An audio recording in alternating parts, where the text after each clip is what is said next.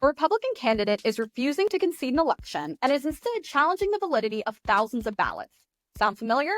While the 2024 North Carolina Supreme Court race isn't as significant as the 2020 presidential election, it still is significant and has major impacts on voters. So let's get into where this all started.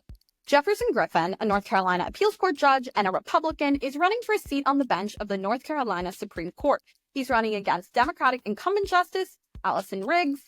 It was an extremely close race, but she was declared the winner, not only in the original count, but also in 2 subsequent recounts. Instead of conceding the race, Griffin decided to challenge over 60,000 ballots for a variety of reasons, including that the voters didn't completely fill out their voter registrations or that the ballots were improperly casted by overseas voters, things like that. The North Carolina State Board of Elections rejected his challenges, and after that, he decided to take it to court.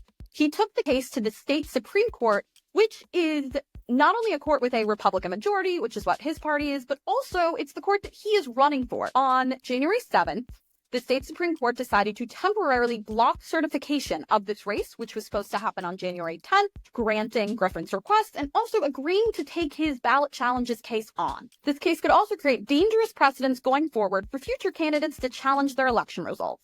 This argument was brought up by one of the Democratic justices in a dissenting opinion to this case.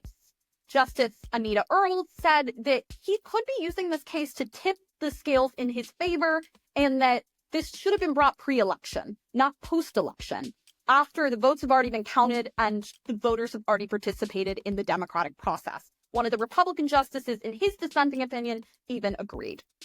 It's unclear exactly what's going to happen next in this case and what exactly the timeline will be, but Democracy Docket will be on top of it and continually providing updates. So check out our website to follow along and see how this will impact North Carolinians and voters all across the country.